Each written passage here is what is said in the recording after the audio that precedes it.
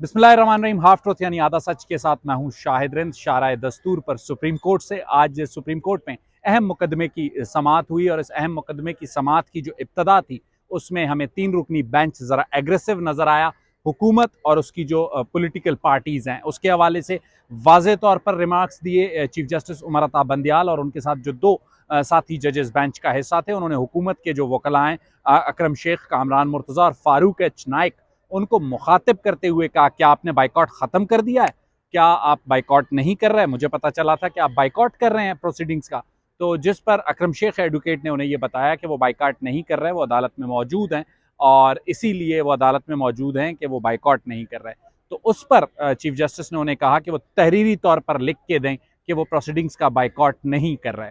तो ये ओवरऑल एक सिचुएशन थी जो इब्तदा में ही, जिसे कहते हैं, हमें नजर आई और ऐसा लगा कि एक बार फिर अदलिया और मुकन्नना जो सियासी जमातें थी जो कि गवर्नमेंट की हैं वो आमने सामने हैं। उसके बाद चीफ जस्टिस ने थोड़ा सा माहौल को जैसे कहते हैं नॉर्मलाइज करने की कोशिश की और फिर उसके बाद उन्होंने सेक्रेटरी ख़जाना और सेक्रेटरी दिफा को सुना। सेक्रेटरी ख़जाना के साथ जो ब्रीफिंग थी, जो प्रेजेंटेशन थी, वो उनको दी गई। तो उसमें पाकिस्तान तहरीक इंसाफ के लिए असद उमर की अदालत में मौजूदगी बहुत अहमियत की हामिल थी और असद उमर ने कुछ फैक्ट्स एंड फिगर्स के साथ अदालत को यह कन्विंस किया कि अगर हुकूमत चाहे तो पैसे फराम हो सकते हैं, कोई ऐसा मसला नहीं है, सिर्फ मामला नीयत का है।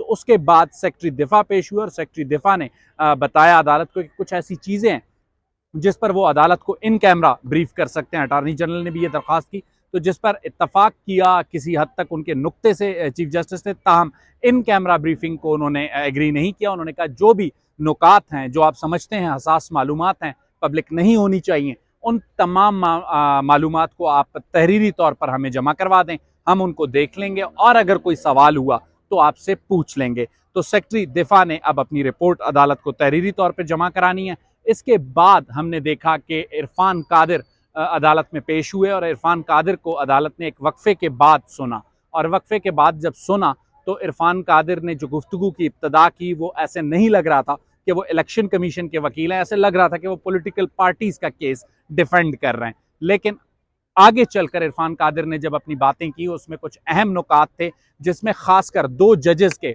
बेंच छोड़ने का जो मामला था उसका उन्होंने एक हवाला दिया और उसके अलावा आइन की एक शिक का हवाला दिया जहां पर तमाम मुल्क में इलेक्शन करवाने की बात की गई है। तो ये 2-3 इंपॉर्टेंट पॉइंट्स उन्होंने रेज किया और उसके अलावा एक और इंपॉर्टेंट पॉइंट उन्होंने रेज किया था, उसे मैं आपको आगे बताऊंगा, जिस पर चीफ जस्टिस कहते हैं कि उन्होंने उन्हें स्टार भी दिया। जी हाँ, इरफान कादिर को उमर अता बंदियाल की जानिब से स्टार दिए गए। तो वो आगे रिमार्क्स में आपको चल के अपडेट करूंगा। इरफान कादिर साहब की जो सारी प्रोसीडिंग्स थी, उसके बाद उन्होंने जो सारे दलाइल दिए, उसके बाद एक बार फिर हमने देखा कि अकरम शेख और फारूक एच नाइक और कामरान मुर्तज़ा रोस्ट्रम पर आए और अकरम शेख से अदालत ने यह सवाल पूछा कि क्या आप तहरीरी तौर पर बाइकाट ना करने का लिख कर लाए हैं? तो उन्होंने कहा नहीं, हम तहरीरी तौर पर लिख कर नहीं लाए। तो उन्होंने कहा जी, आपको जब बेंच के खिलाफ बाइकआउट करने का आपने फैसला किया था तो फिर आप अब क्यों पेश होना चाहते हैं? तो ऐसा लगा, ये तासुर था कि अदालत तैयार नहीं थी। हुकूमत की जो पॉलिटिकल पार्टीज हैं, जो बिग थ्री वहाँ रिप्रेजेंट कर रही थी, PMLN पाकिस्तान पीपल्स पार्टी और JUIF, उन्हें सुनने को तैयार नजर नहीं आई। तो अकरम शेख ने काफ़ी हद तक कोशिश की कि वह अदालत को मुतमईन करें कि उन्हें सुना जाए, लेकिन ऐसी कोई सूरत हाल हमें नज़र नहीं आई। जिसके बाद जो है अदालत ने उन्हें एक ही जो है मशरूत पेशकश की कि अगर बाइकआउट के हवाले से जो है वो तहरीरी तौर पर जमा कराएं कि उन्होंने बाइकआउट नहीं किया तो फिर उनसे बात हो सकती है। इसके अलावा जो अदालत में सबसे अहम चीज़ थी इसी प्रोसीडिंग्स के हवाले से, वो हमने देखी कि अदालत में वाज़ेह तौर पर तीनों पॉलिटिकल पार्टीज़ के जो वकील हैं उन्होंने कहा जी, हमने बाइकआउट की बात एलामिया में नहीं है, हाँ बेंच की तश्कील पर उन्हें अदम एतमाद है और बेंच की जो तश्कील और दीगर मामलात थे उस पर भी इरफान कादिर ने भी अपने तहफ़्फ़ुज़ात ज़ाहिर किए थे। और इरफान कादिर ने सबसे अहम नुक्ता जो उठाया उसमें जिस पे चीफ जस्टिस ने उन्हें कहा कि वो उन्हें स्टार देते हैं उनके इस नुक्ते को, वो नुक्ता ये था कि आइन में प्रेसिडेंट ऑफ पाकिस्तान के जो तमाम काम हैं वो एडवाइस टू प्राइम मिनिस्टर हैं।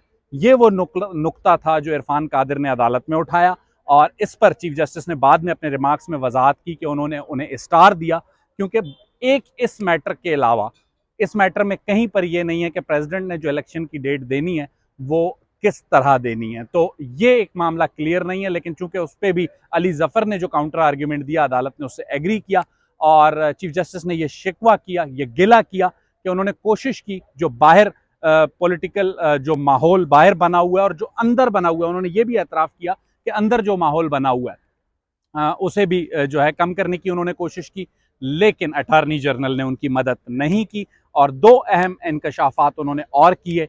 एक काजी फायज़ ईसा से मुलाकात का उन्होंने बताया कि काजी फायज़ ईसा से मुलाकात हुई है, और उन्होंने ये भी रिमार्क्स दिए कि अगर फुल कोर्ट भी बनता है तो काजी फायज़ ईसा उसका हिस्सा नहीं बन सकते, और इस पर काजी फायज़ ईसा भी हमारा जो मौक़िफ़ है इस हवाले से उससे इत्तफाक करते हैं।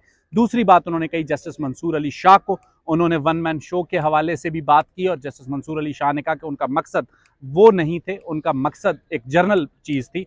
तो ये दो चार चीज़ें बड़ी अहम हुई आज की प्रोसीडिंग्स में, जिसके बाद अदालत ने आज फैसला महफूज कर लिया। अब कल ये अदालत फैसला सुनाएगी, उससे पहले सेक्रेटरी डिफेंस की रिपोर्ट जमा होगी और उसके बाद इस मुकदमे का फैसला होगा, और फिर पता चलेगा कि खैबर पख्तूनख्वा और पंजाब में इंतखाबात की तारीख क्या होगी। मुझे शाहिद रिंद को इजाज़त दीजिए। अल्लाह हाफ़िज़।